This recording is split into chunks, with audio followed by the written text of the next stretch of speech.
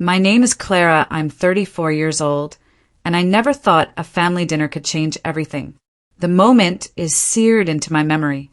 23 guests seated at my mother-in-law, Eleanor's elegant dining table, watching as servers placed sizzling steaks before everyone except me. My empty plate sat like a spotlight on my exclusion. When my aunt asked why I got nothing, Eleanor smiled thinly and said those words that still echo, "I only ordered for family." The silence felt eternal until I finally spoke up. If you're watching this, please like and subscribe to Hidden Revenge, and let me know in the comments where you're watching from as I tell you what happened when I finally stood up to the woman who never considered me family. My story starts long before that infamous dinner. I grew up in a loving, middle-class home in Boston with parents who worked incredibly hard to give me opportunities they never had. My father drove a delivery truck for 30 years, and my mother worked as a secretary at an elementary school. They sacrificed everything to send me to college, making me the first in our family to earn a degree. I worked through school, took out loans, and eventually earned my master's in speech therapy. By the time I met Ethan, I had built a successful practice working with children with speech disabilities. My work was fulfilling, helping kids find their voice and confidence. I lived in a modest apartment, drove a practical car, and had a small circle of close friends. My life wasn't glamorous, but it was authentically mine, built through hard work and determination. I met Ethan at a wedding 3 years ago. He was the best man. I was a college friend of the bride. We locked eyes across the reception hall in that cliché way you never think happens in real life. He was handsome in his tailored suit, with kind eyes and an easy smile. When he asked me to dance, the connection was immediate. We talked until the venue staff started stacking chairs around us. Ethan was a financial analyst from a wealthy family in Connecticut. His father, William, built a successful investment firm, and his mother, Eleanor, came from old money. Ethan had attended private schools, Ivy League universities, and moved in social circles I had only seen in movies. Despite our different backgrounds, we connected on a deeper level. He was intelligent, ambitious, but down to earth and made me laugh like no one else. Our romance was a whirlwind. Within 6 months, he proposed during a weekend trip to Cape Cod. I said yes without hesitation, believing we could bridge any gap between our worlds. That was my first mistake. I underestimated how deeply class divisions could run, especially for someone like Eleanor. I first met Ethan's parents at our engagement dinner. William was polite if somewhat distant, a tall man with silver hair who seemed more comfortable discussing market trends than personal matters. But Eleanor was another story entirely. She was elegantly dressed in designer clothes that looked effortless but probably cost more than my monthly rent. Her smile never reached her eyes when she looked at me. Throughout that first dinner, Eleanor peppered me with questions that felt more like an interrogation. Where exactly did I grow up? What did my parents do? Where did I attend school? Each answer seemed to disappoint her, though she maintained a veneer of politeness. She mentioned Ethan's ex-girlfriend, Julia, several times, noting her family's vacation home in Martha's Vineyard and her father's position as a hospital director. Julia and Ethan made such a handsome couple at the Prescott Charity Gala, she reminisced, showing me a photo on her phone. Her mother and I were on the committee together. Such a shame things didn't work out. Ethan seemed oblivious to these subtle digs. He adored his mother and couldn't see past her polished exterior. Whenever I gently mentioned her behavior later, he would defend her. "Mom's just protective," he would say. "She wants to make sure I'm happy. Give her time. She'll warm up to you." Unfortunately, time only seemed to make things worse. Ethan's sister, Chloe, initially appeared friendly, complimenting my earrings or asking about my work, but there was an underlying competitiveness in her interactions, constantly mentioning her own achievements or subtly correcting my etiquette mistakes at family gatherings. Ethan's brother, Ryan, and his wife, Stephanie, maintained a polite distance. They were cordial, but never warm, following Eleanor's lead in keeping me at arm's length. I later learned that Stephanie had endured similar treatment when she first joined the family, but eventually won approval by working at William's firm and adapting to their lifestyle. I had tried everything to win Eleanor's approval. I brought thoughtful gifts to family gatherings, researched topics she was interested in, and offered to help with her charity events. Each effort was either forgotten or dismissed. The crystal vase I gave her for her birthday somehow never made it out of its box. My offer to help with her annual charity auction was declined because the committee is already set. The only relative who showed me genuine kindness was my Aunt Carol, my mother's sister, who lived in Connecticut, not far from Ethan's family. Aunt Carol was my anchor, providing perspective and support when I felt like I was drowning in Eleanor's subtle hostility. Unlike my parents, who now lived in Arizona, Aunt Carol could attend family functions and witness the dynamics firsthand. When the invitation arrived for Eleanor's annual family dinner celebrating William's retirement, I approached it with both hope and dread. The embossed card specified black tie attire and a 7-course meal prepared by a renowned chef.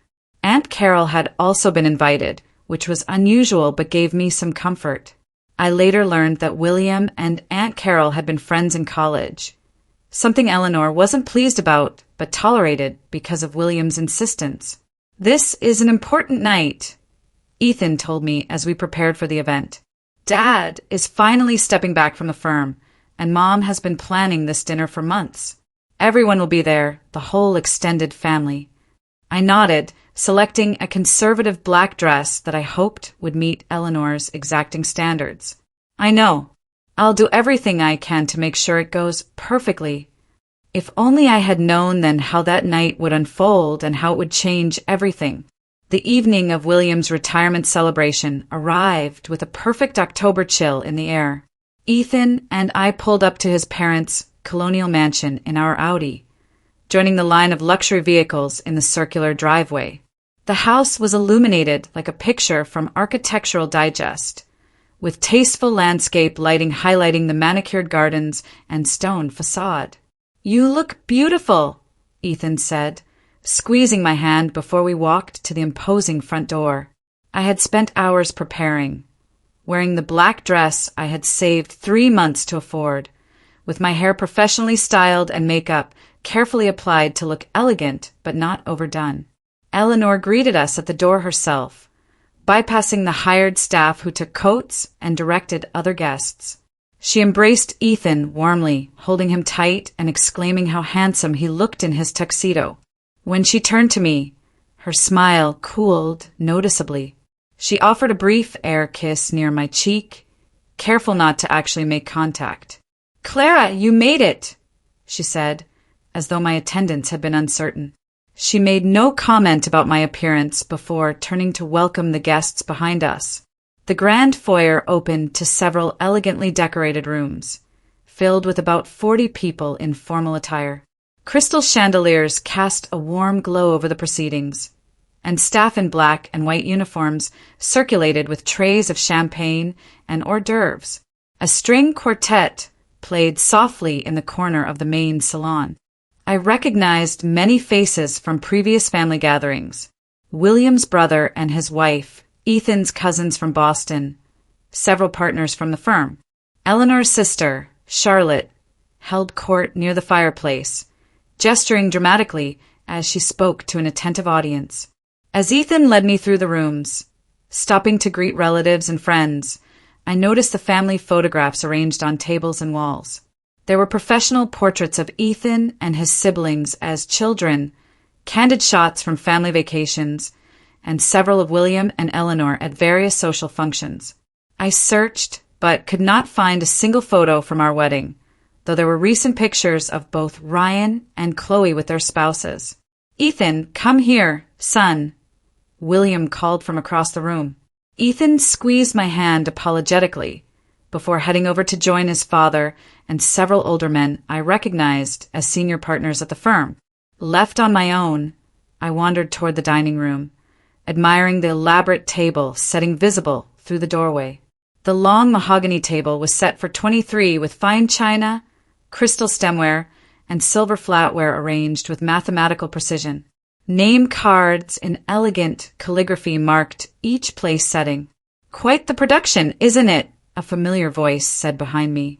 I turned to find my Aunt Carol, elegant in a deep blue gown, her silver hair styled in her signature bob. "Aunt Carol!" I embraced her, genuinely relieved to see a friendly face. "I didn't know you would be here." "William and I go way back," she said with a wink. "College friends. Eleanor knows this, but conveniently forgets whenever possible. William made sure I was included tonight."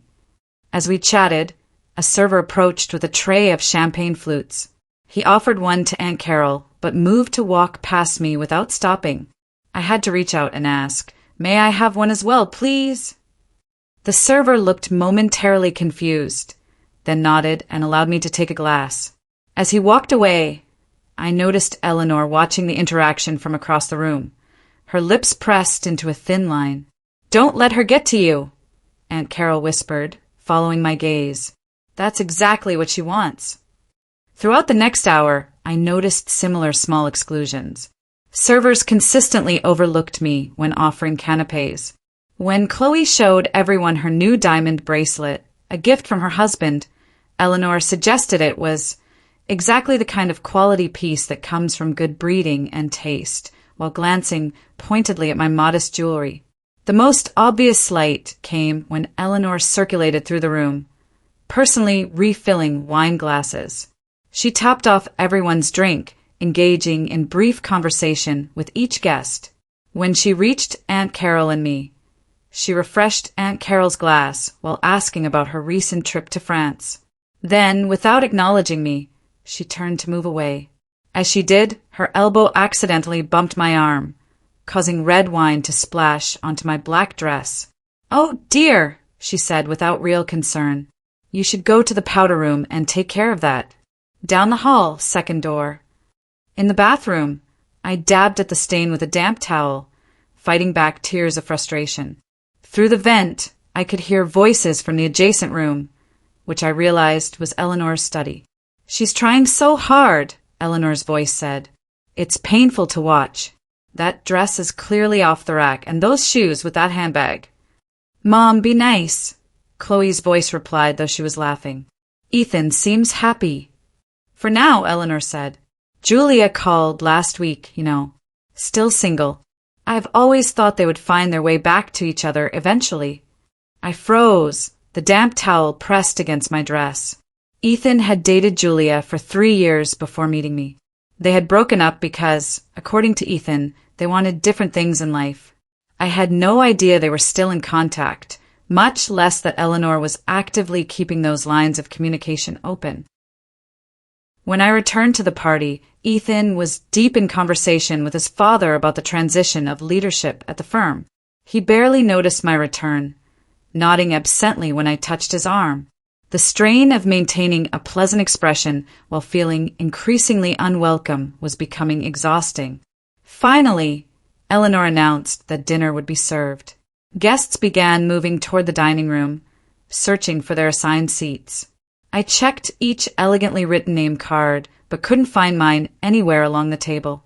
"Ethan," I whispered, "I don't see my place card." He looked surprised, then shrugged. "Probably just an oversight. Here, you can sit between me and Aunt Carol." He casually pulled up an additional chair, disrupting the careful spacing of the place settings.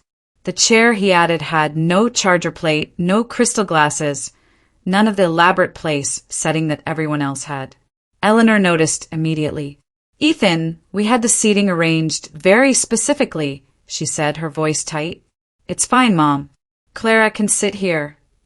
As everyone settled into their seats, I felt Eleanor's disapproving glances each time I spoke. When I answered William's polite question about my work with a story about a young client's breakthrough, Eleanor interrupted to ask Ryan's wife about their recent vacation, effectively cutting me off mid-sentence. The tension was building, but I had no idea how much worse things were about to get. The dining room glowed with the light of dozens of candles and the antique crystal chandelier overhead. Fine china gleamed against the dark mahogany table, each place setting accompanied by an array of silverware that made me silently thank Aunt Carol for the crash course in formal dining etiquette she had given me months ago. Floral arrangements of white roses and hydrangeas created a sophisticated centerpiece running the length of the table. Once everyone was seated, servers appeared from the kitchen in choreographed precision. The head server announced the first course, a delicate lobster bisque with truffle oil, as white porcelain bowls were placed before each guest. Each guest except me. I sat awkwardly as everyone around me received their appetizer. Ethan was engaged in conversation with his brother about quarterly projections for the firm and didn't immediately notice. Aunt Carol, however, did. "Excuse me," she said to a passing server. "My niece didn't receive the first course." The server looked uncomfortable and glanced toward Eleanor, who smiled placidly from the head of the table. "I believe we're one setting short," Eleanor said. "The chef prepared exactly enough for the invited guests. Perhaps you could share with Ethan, Clara." The implication was clear. I hadn't been included in the original count because I hadn't really been invited, merely tolerated as Ethan's plus one. Ethan finally noticed the situation and frowned slightly. "Mom, could the kitchen prepare another portion? The bisque is quite complex, dear. It was prepared in exact quantities. I'm sure Clara understands." Her tone suggested that making an issue of it would be terribly unsophisticated. Ethan hesitated, then pushed his bowl slightly toward me. "We can share," he said quietly before returning to his conversation with Ryan. I took a small spoonful of the bisque, my appetite diminishing with each passing moment. Around the table, conversation flowed about investments, recent vacations, and Chloe's daughter's acceptance to an exclusive private school. I remained silent, feeling increasingly invisible. When the second course arrived, a small plate of scallops with a beurre blanc sauce, the pattern repeated. Everyone received a serving except me. This time, I didn't bother to point it out, and neither did Ethan. He absently offered me one of his scallops while discussing the merits of European versus American business schools with his cousin. By the third course, a palate-cleansing sorbet, I noticed several guests casting uncomfortable glances in my direction as I sat with an empty place before me. William appeared confused but said nothing, deferring to his wife's management of the dinner, as he had presumably done for decades. Then came the main course. Servers entered carrying silver trays with sizzling prime ribeye steaks, perfectly cooked to each guest's preference, accompanied by roasted vegetables and truffle mashed potatoes. The aroma filled the room, and appreciative murmurs rippled around the table. A server placed plates before each person until he reached me. Instead of the steak everyone else received, he set down a small, plain garden salad with no dressing. The contrast between my sparse plate and the elaborate meals surrounding me couldn't have been more stark. Aunt Carol set down her fork with a sharp clink against her plate. "Eleanor, why does Clara have a salad when everyone else has steak?" The table fell quiet, conversations pausing as attention turned to our end of the table. Eleanor's smile remained fixed, but her eyes hardened. "I only ordered for family," she said, her voice honey-sweet but laced with venom. The steaks were quite expensive, flown in from Japan. I'm sure Clara appreciates something lighter anyway. The silence that followed was deafening. I could feel every eye on me, waiting for my reaction. Next to me, Ethan continued cutting his steak, his eyes fixed firmly on his plate. "Am I family or not?" I asked him quietly. Ethan glanced up, his expression pained. "Don't do this." "Not here," he muttered, still chewing. That was when something inside me broke. 2 years of slights, exclusions, and pretending not to notice crashed down on me at once. I had endured Eleanor's passive-aggressive behavior for Ethan's sake, believing that eventually she would accept me. But sitting there with a plain salad while everyone else enjoyed premium steak, I realized nothing would ever change unless I made it change. As dessert was served, elaborate individual chocolate soufflés rising majestically from ramekins, I once again received nothing. Not even a mint or a cookie. Just an empty space where my dessert should have been. I watched as everyone at the table savored their soufflés, making appreciative noises and complimenting Eleanor on the menu. Ethan was so absorbed in his dessert that he didn't offer to share, didn't even seem to notice that I sat beside him with nothing. My hands trembled slightly in my lap as I gathered my courage. Aunt Carol sensed my resolve and squeezed my hand under the table, a silent gesture of support that gave me the final push I needed. I had spent 2 years trying to fit into a family that had no intention of making room for me. 2 years of shrinking myself, accepting disrespect, and pretending not to notice the 1,000 paper cuts to my dignity. As I looked around at the family laughing and enjoying their meal while I sat excluded, I knew this moment would define our future. I could stay silent and accept my place as an outsider forever, or I could stand up for myself, whatever the consequences. I chose to stand up. Actually, I said, my voice surprisingly steady despite my racing heart. I'd like to address something. The conversations around the table gradually quieted as people realized I was speaking. Ethan tensed beside me, his fork pausing midway to his mouth. "Clara," he whispered, "not now." But I continued, my gaze fixed on Eleanor at the head of the table. For 2 years, I have tried to be part of this family. I have overlooked the slights, excused the accidental exclusions, and accepted being treated as less than. But tonight has made something very clear that I can no longer ignore. Eleanor's smile remained fixed, though her knuckles whitened around her dessert spoon. "I'm not sure what you mean, dear. This is hardly the time for whatever grievance you've invented." "Invented?" I repeated, maintaining my composure. "Let me be specific, then. Tonight, I was the only person not given a place card. I was the only one servers consistently overlooked for drinks and appetizers. I received a plain salad while everyone else enjoyed steak. And now no dessert." I looked around the table, meeting the eyes of each family member. Some looked away uncomfortably. Others appeared surprised, as if they hadn't noticed the pattern until I pointed it out. "But this isn't just about tonight," I continued. "It's about the Christmas gift exchange where everyone received a present except me because I wasn't on the family list. It's about the family vacation photos where I was asked to step aside so you could get just the family. It's about my wedding picture being the only one absent from your family photo wall." William frowned, looking genuinely confused. "Eleanor, is this true?" Before Eleanor could respond, Aunt Carol spoke up. "It's all true, William. I've witnessed it myself numerous times." "This is ridiculous," Eleanor said, her voice rising slightly. "Clara has always been overly sensitive. We've done nothing but welcome her into our home." "Welcome me?" I echoed in disbelief. "You have systematically excluded me from day one. You compare me unfavorably to Julia at every opportunity. You forget to include me in family events. You dismiss my career, my background, everything about me." Ethan finally found his voice. "Clara, you're embarrassing yourself and my family.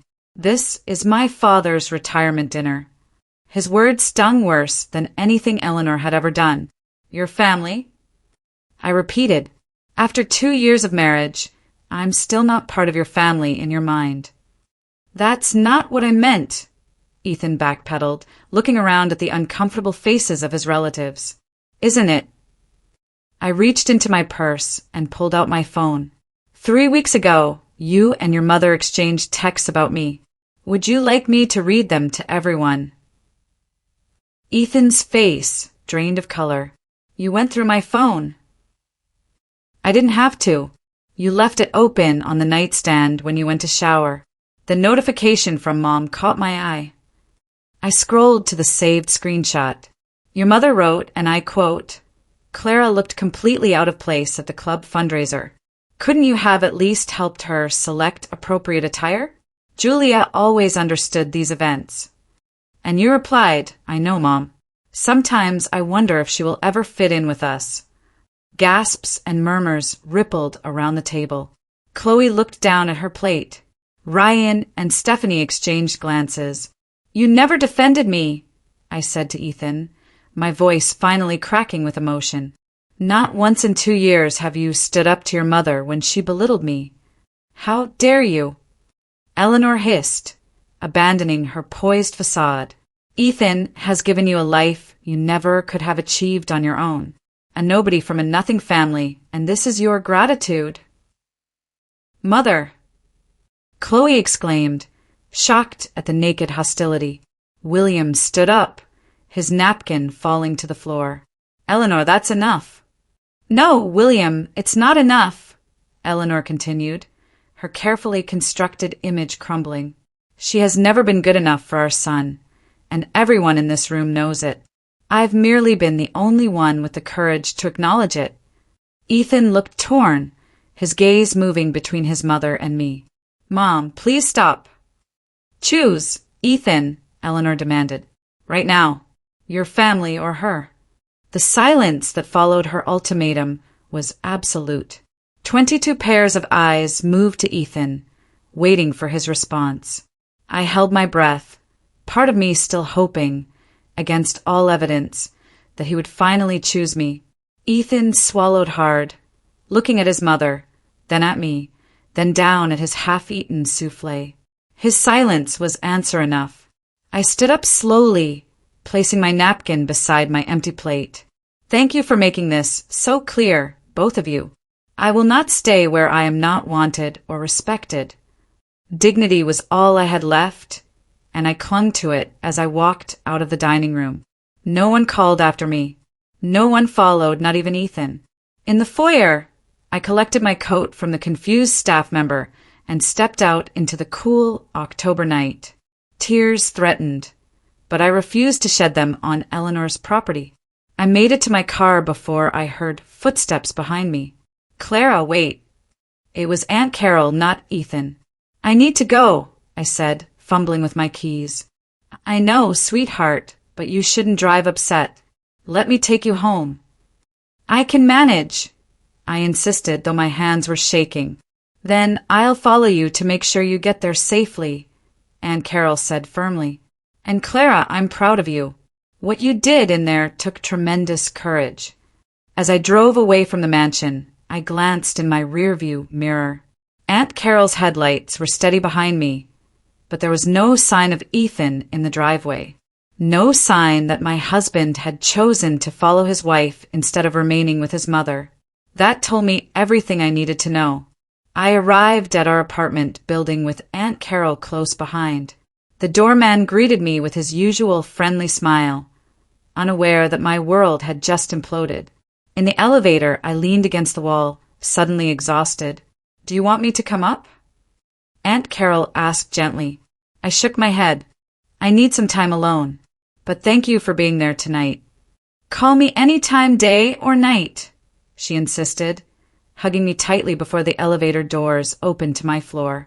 Inside our apartment, the silence was deafening. Photos of Ethan and me from happier times seemed to mock me from the walls. Our wedding portrait, the one Eleanor had never displayed, held center place above our fireplace. We looked so happy, so hopeful. That couple seemed like strangers now. Only when the door was locked behind me did I finally let the tears come. I sank to the floor, my back against the door, and sobbed until my throat was raw and my eyes burned. All the hurt, humiliation, and betrayal poured out in waves that left me gasping for breath. My phone buzzed relentlessly with calls from Ethan, but I let them go to voicemail. When I finally listened to his messages, there was no apology, only anger. How could you embarrass my family like that? On tonight of all nights, my father's retirement dinner. "Clara, you need to call my mother and apologize immediately." The unfairness of his demand unleashed a fresh wave of tears. In what universe was I the one who owed an apology? Around midnight, I heard Ethan's key in the lock. I had moved from the floor to the bedroom by then, sitting on our bed with a suitcase half-packed beside me. "What are you doing?" he demanded, seeing the suitcase. Packing, I said simply. I'm going to stay with Aunt Carol for a while. Don't be dramatic, he scoffed. Running away won't solve anything. I'm not running away. I'm removing myself from a situation where I'm not respected or valued. Ethan paced the room, running his hands through his hair in frustration. You humiliated my mother in front of our entire family. What did you expect would happen? What did I expect? I repeated incredulously. I expected my husband to defend me when his mother deliberately excluded and insulted me. I expected to be treated with basic human decency at a family dinner. My mother is particular about her events. You know that. Particular. I laughed bitterly. Ethan, she served me a plain salad while everyone else got steak. She didn't give me dessert. How can you possibly defend that? You're exaggerating as usual, he dismissed. If you had just quietly spoken to me after dinner instead of making a scene, like all the other times I've quietly spoken to you about your mother's behavior, when has that ever changed anything? Ethan sat heavily on the edge of the bed. You don't understand the pressure I'm under. My father is retiring. The firm is transitioning. My mother has always done things a certain way. A certain way that deliberately excludes and humiliates your wife, I said flatly. She's having a hard time adjusting to changes in the family. If you would just try harder to fit in. Something in me snapped at those words. Try harder? I have done nothing but try for 2 years. I have changed how I dress, how I speak, what I talk about. I have attended every family function, joined committees, donated to charities I can't afford. What more could I possibly do? You could start by apologizing to my mother. I zipped the suitcase closed with finality. I will not apologize for finally standing up for myself. As I moved toward the door, Ethan blocked my path. If you leave now, you're choosing this conflict over our marriage. No, Ethan, you already made that choice when you sat silently while your mother treated me like garbage. When you texted her, agreeing that I didn't fit in. When you demanded I apologize instead of acknowledging how deeply I've been hurt. I pushed past him with my suitcase, but his next words stopped me cold. She warned me, you know. My mother said you would never truly fit into our world, that eventually you would show your true colors. I turned to face him one last time, and she warned me, too, in her way. She told me at our engagement dinner that your relationship with Julia ended because she didn't support your career enough. But that was a lie, wasn't it? It ended because she finally got tired of your mother's treatment and your failure to stand up to her. Ethan's shocked expression confirmed my suspicion. How did you know about that? I didn't until just now, but it makes sense. Has your mother been in contact with Julia recently, Ethan? Perhaps invited her to lunch? His silence was damning. That's what I thought, I said quietly. Goodbye, Ethan. I spent that night on Aunt Carol's couch, alternating between tears and numbness. In the morning, Aunt Carol made coffee and sat beside me. What happens now? She asked gently. I don't know, I admitted. Part of me wants to fight for my marriage, but a larger part is wondering if there's anything left worth fighting for. The next week passed in a blur. Ethan called and texted constantly, alternating between demands that I return home and apologies that never quite acknowledged the real issues. I maintained minimal contact, telling him I needed space to think. Then came the unexpected allies. Ryan called me privately, something he had never done before. Clara, I want you to know that Stephanie and I support you, he said awkwardly. What happened at that dinner was wrong. Mom has always been difficult, but this was beyond anything acceptable. Later that day, Stephanie texted me. When I first married Ryan, Eleanor treated me similarly. Not as extreme, but the same pattern. It took years and my joining the firm before she accepted me. I just wanted you to know you're not alone or crazy. What she did was cruel. Even more surprising was Chloe showing up at Aunt Carol's apartment unannounced. I should have said something that night, she admitted, looking genuinely remorseful. "I've watched Mom treat you poorly for 2 years and said nothing. I was afraid of becoming her next target. Has she always been like this?" I asked. Chloe nodded. "With anyone she perceives as a threat to her control over the family. Yes, Dad has enabled it for decades. Ryan and I learned to navigate it. Ethan was always her favorite, so he never had to."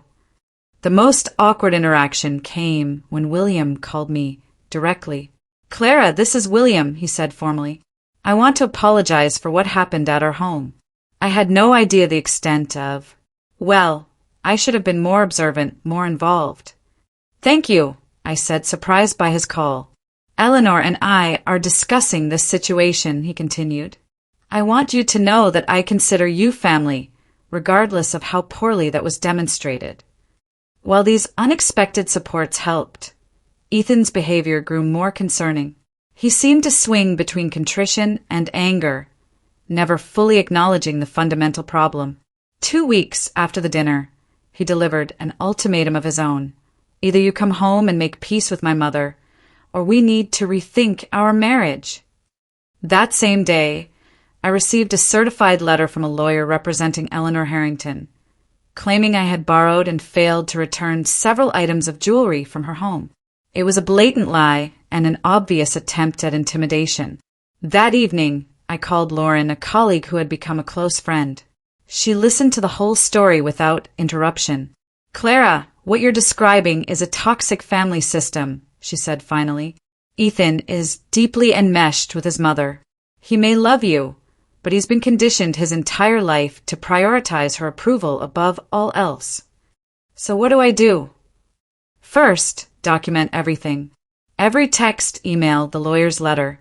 And second, I think you should consult with a divorce attorney, even if just to understand your options." The word divorce hit me like a physical blow. Despite everything, I hadn't allowed myself to think that far ahead. But Lauren was right. I needed to protect myself. 2 days later, I had a consultation with a family law attorney who specialized in high-conflict divorces. She reviewed my situation and helped me understand what a separation or divorce might entail. I didn't make any decisions, but knowledge was power. That evening, my phone rang with Ethan's number. I almost sent it to voicemail, but decided to answer. "Can we meet?" he asked, his voice subdued. "Just to talk. Neutral ground." After a moment's hesitation, I agreed. "The coffee shop near Aunt Carol's apartment. Tomorrow at 10. "I'll be there," he promised. I hung up, wondering if this meeting would provide closure or a new beginning. Either way, I was no longer the same woman who had sat silently accepting disrespect at Eleanor's table. That Clara was gone forever. The coffee shop was busy with the Saturday morning rush when I arrived 5 minutes early for my meeting with Ethan. I chose a table in the corner, partially screened by a large potted plant that offered some privacy without complete isolation. My hands cradled a ceramic mug of black coffee that I had barely tasted, my stomach too knotted with anxiety to accommodate even caffeine. When Ethan walked in, I almost didn't recognize him. In just 3 weeks, he seemed to have aged years. His usually impeccable appearance was slightly rumpled, his hair less perfectly styled, dark circles prominent under his eyes. He spotted me immediately and made his way over, carrying his own coffee. "Thank you for meeting me," he said formally, as if we were business associates rather than husband and wife. "You wanted to talk," I replied, keeping my voice neutral. "So talk." Ethan took a deep breath, seeming to gather his thoughts. "I've been doing a lot of thinking these past weeks, and I realize I owe you an apology. The way things happened at the dinner was inappropriate." I raised an eyebrow. "Inappropriate? Is that really the word you want to use for what happened?" He shifted uncomfortably. "Clara, I'm trying here." "Are you? Because it sounds like you're minimizing what happened. Your mother deliberately excluded and humiliated me, and you let her. Then you demanded I apologize to her." "I know," he said, his voice dropping. "I know how that sounds now. At the time, I was just reacting the way I always have. Mom gets upset. We all scramble to smooth things over. even when she's completely in the wrong. Especially then, he admitted quietly. It's always been easier to placate her than confront her. I pulled a folder from my bag and placed it on the table between us. I brought something I want you to see. What is this? Evidence, I said simply. Open it. Inside were printouts of text exchanges, emails, and photos documenting 2 years of systematic exclusion and undermining by Eleanor, all organized chronologically with dates and brief explanations. Ethan flipped through the pages slowly, his expression growing more troubled with each one. You kept all of this. Not intentionally at first, but after a while I started documenting things because you always dismissed my concerns. I needed to prove to myself I wasn't imagining it. He paused at a screenshot of his text exchange with Eleanor about me not fitting in. I remember this. I was angry that night, frustrated that things were always so tense between you and Mom. You should never have said that. No, I shouldn't have, I agreed. But what hurts more is that you never stood up for me. Not once in all these incidents. The waitress approached our table to refill our coffees. Everything okay over here? She asked, perhaps sensing the tension. Fine, thank you, Ethan replied automatically. After she moved away, he leaned forward. Clara, I want to tell you something that happened after you left the dinner. I steeled myself.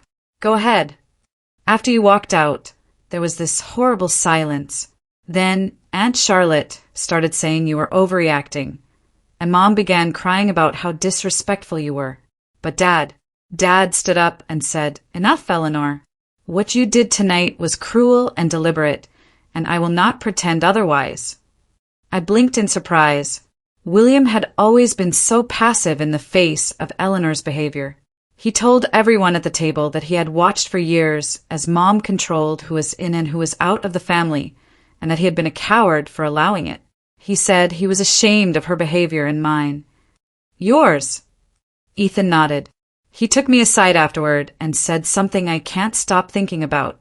He said, I failed to protect your mother from her worst instincts, and now you are failing to protect your wife. Don't make my mistake, son. It leads to a half-lived life.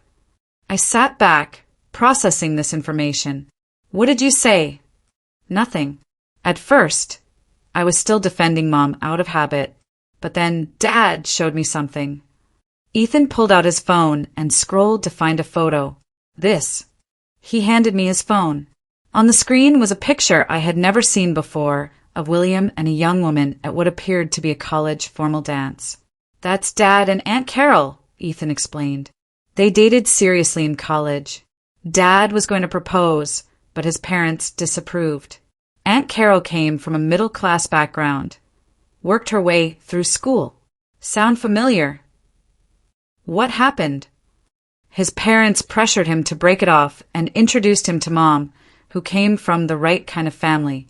Dad chose the path of least resistance. He told me he has regretted it his entire life. I handed the phone back, unsure what to say. The point is, Ethan continued, I saw myself making the same mistake, and the thought of a lifetime of regret terrified me. So, what are you saying exactly? I'm saying I was wrong about everything. The way I let Mom treat you. The way I failed to stand up for you. The way I prioritized keeping the peace over protecting the person I love most in the world. For the first time in our conversation, I felt a tiny crack in the wall I had built around my heart. Words are easy, Ethan. What about actions? That's why I'm here. I want to go to couples counseling. I want to learn how to be the husband you deserve. And I've already told Mom that our relationship can't continue as it has been. How did she take that? Not well, he admitted with a wry smile. There were tears, accusations, the works. But I held firm. I told her that if she wants me in her life, she has to respect you and our marriage. And if she can't do that, then we'll have limited contact with her. I'm not willing to lose you, Clara. These weeks apart have been the worst of my life. I wanted to believe him, but there was still one thing bothering me. What about Julia? Ethan looked genuinely confused. What about her? Your mother has been meeting with her. Are you in contact with her, too? No, he said firmly. I had no idea Mom was seeing her until you mentioned it that night. I called Julia afterward to ask about it.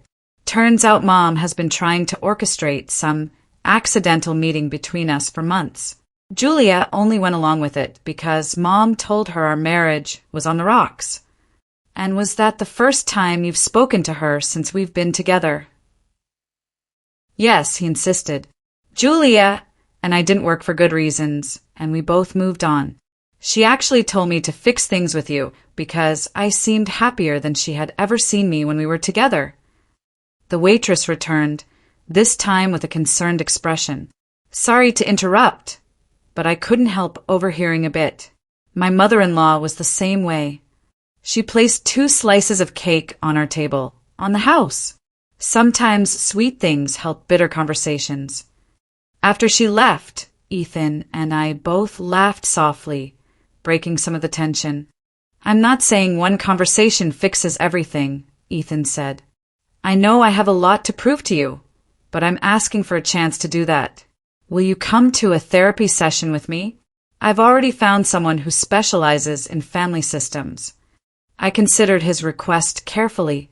Despite everything, I still loved him, and for the first time he seemed to truly understand the problem and be willing to address it. One session, I agreed cautiously. We can start with that. The relief on his face was palpable. Thank you. 2 days later, we sat in Dr. Rivera's office, an elegantly appointed space with comfortable chairs and soft lighting. After introductions, she asked us to explain what brought us there. I let Ethan go first, wanting to hear how he would frame the situation. To my surprise, he was unflinchingly honest about his mother's behavior, his enabling of it, and his failure to support me. I grew up believing that keeping Mom happy was everyone's responsibility, he explained. It was easier to go along with her demands than deal with the emotional fallout of challenging her. I never realized how toxic that pattern was until I saw it through Clara's eyes, and even then I resisted acknowledging it. Dr. Rivera nodded. That's very common in families with controlling members. The entire system adapts to accommodate the controller's needs. When it was my turn, I described my experience of isolation and exclusion, the constant message that I wasn't truly part of the family. What I struggle with most, I admitted, is not knowing if Ethan and I can move forward when his mother remains such a destructive force in our lives. That's a valid concern, Dr. Rivera acknowledged. Ethan, are you willing to establish and maintain boundaries with your mother to protect your marriage? Yes, he said without hesitation. I've already started. We spent the rest of the session discussing specific boundaries and communication strategies. By the end, I felt cautiously optimistic. Ethan seemed genuinely committed to change, and having a neutral third party validate my experiences was profoundly healing. A week later, Ethan proposed a meeting with his parents at William's office, neutral territory, away from Eleanor's home turf. I agreed, though anxiety knotted my stomach as we rode the elevator to the top floor of the investment firm's building. William greeted us in the reception area, looking formal but with a warmth in his eyes I had rarely seen before. Thank you both for coming, he said, leading us to a conference room where Eleanor waited. She sat rigidly in her chair, perfectly groomed as always, but with an unfamiliar tension in her posture. She didn't stand when we entered. Eleanor, William said firmly, we agreed about how this meeting would proceed. With visible reluctance, she rose and extended her hand to me. Clara, thank you for coming. The next hour was one of the most difficult of my life. Ethan clearly outlined the changes necessary for us to maintain a relationship with his parents, particularly Eleanor. These included treating me with respect at all times, acknowledging me as a full family member, and ceasing all attempts to undermine our marriage. If these boundaries aren't respected, Ethan concluded, we will limit our contact. That's not a threat, Mom. It's simply what needs to happen for my marriage to thrive. Eleanor's face cycled through emotions. Disbelief, anger, hurt, calculation. Finally, she settled on a controlled neutrality. I believe my actions have been misinterpreted, she began. Mom, Ethan interrupted. We're not here to debate whether your behavior was hurtful. The question is whether you can change it going forward. William placed his hand over Eleanor's. We've discussed this extensively, Eleanor. It's time to make a choice about what kind of relationship you want with our son and daughter-in-law. The term daughter-in-law hung in the air, a reminder of my legitimate place in the family that Eleanor had tried so hard to deny. After a long silence, Eleanor spoke. I would like to suggest family counseling. If there have been misunderstandings, perhaps a professional could help us communicate better. It wasn't an apology, but it was a concession, a willingness to engage in a process that might lead to change. For Eleanor, it was a significant step. Ethan looked at me, leaving the decision in my hands. I thought about all we had been through, the hurt and betrayal, but also the possibility of healing. I think that could be helpful, I said finally, if everyone commits to the process honestly. As we left the meeting, Ethan squeezed my hand. Thank you for giving this a chance. I know it wasn't easy. It's just a beginning, I cautioned. I know, he agreed. But it's a beginning I didn't think was possible 3 weeks ago. Walking out of the building into the bright afternoon sunlight, I felt something I hadn't experienced in a long time. Hope. Not certainty, not complete trust, but hope. It was enough for now. 6 months passed, bringing changes I could never have imagined on that fateful night when I sat at Eleanor's table with an empty plate. Spring had arrived in Connecticut, trees budding with new life that seemed to mirror the transformation in our family relationships. Ethan had grown in ways that consistently surprised and moved me. The man who once silently allowed his mother to exclude me now stood firmly as my advocate. In our weekly therapy sessions with Dr. Rivera, he had excavated the patterns of his childhood, understanding how they had shaped his responses to conflict, particularly with his mother. I was trained from birth to keep Mom happy at all costs, he explained during one session. Any disruption to her vision of how things should be resulted in emotional consequences for everyone. I learned to anticipate her needs, smooth over problems before they reached her, and never, ever challenge her directly. Dr. Rivera helped him see how these coping mechanisms, while necessary in childhood, were destructive in his adult relationships. Your primary loyalty now belongs to your marriage, she reminded him. That requires a fundamental shift in your priorities. To his credit, Ethan embraced this difficult work wholeheartedly. He established clear boundaries with Eleanor, maintained them consistently, and supported me when family tensions arose, as they inevitably did.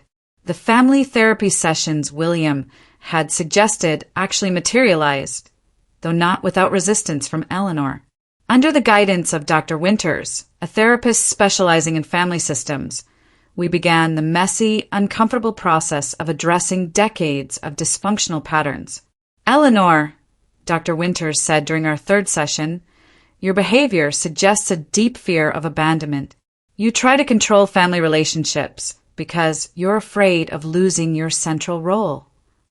Eleanor bristled visibly. That's absurd. I simply maintain certain standards for our family. Standards that conveniently exclude anyone you perceive as a threat to your influence, William noted, with a gentleness that took some of the sting from his words. Over time, these difficult conversations began to yield insights. Eleanor reluctantly revealed aspects of her own upbringing, her mother's conditional love, her father's emotional distance, and the pressure she felt to maintain a perfect facade at all costs. I was taught that appearances matter above all else, she admitted in our 6th session, that people would only value me if I represented something enviable. This didn't excuse her behavior toward me, but it helped me understand its origins. The woman who had seemed like an implacable enemy began to appear more human, damaged by her own past in ways that had rippled outward to affect everyone around her. Our personal lives evolved alongside these therapeutic interventions. Ethan and I moved from Aunt Carol's apartment back to our own home, rebuilding our relationship day by day. We established new traditions, including hosting our own monthly family dinners where everyone was genuinely welcome. These gatherings became a healing space for the extended family. Ryan and Stephanie, freed from the constraint of Eleanor's approval, shared more openly about their own struggles. Chloe, who had always competed for her mother's attention, relaxed into more authentic relationships with everyone, including me. Most surprisingly, William emerged from the shadow of decades of acquiescence to become a more active participant in family life. He began calling Ethan regularly, not just about business, but to check in on our well-being. He invited me to lunch occasionally, asking thoughtful questions about my practice and sharing stories about his own early career challenges. "I regret many things," he told me during one such lunch. "But mostly, I regret not being brave enough to challenge the dynamics that hurt people I care about. I can't get those years back, but I can do better now." Aunt Carol remained my steadfast ally through it all. "I'm so proud of you," she said often. "Standing up for yourself changed not just your marriage, but this entire family system." The most tangible evidence of our progress came 3 months after the infamous dinner when Eleanor invited us to their home for William's birthday. I entered the house with trepidation, memories of past humiliations fresh in my mind despite the therapeutic work we had done. But this time something was different. Eleanor greeted me with a stiff but sincere welcome. The dining table included a proper place setting for me, and my wedding photo had appeared among the family pictures in the living room. "I helped plan the menu," Eleanor said awkwardly as we sat down to dinner. "There's salmon as an alternative to the beef if you prefer." It was a small gesture, but significant, coming from a woman who had once served me nothing but a plain salad while everyone else enjoyed steak. "Thank you," I said simply. "Salmon sounds perfect." The most profound change in our lives, however, came unexpectedly in the form of 2 pink lines on a pregnancy test. Ethan and I had discussed having children someday, but the timing surprised us both. When we shared the news with his parents, Eleanor's reaction revealed how far we had come and how far we still had to go. "A grandchild," she said, her expression a complex mixture of genuine joy and calculation. "I'll need to prepare the guest room as a nursery for when you visit." Ethan met my eyes across the table, reading my discomfort.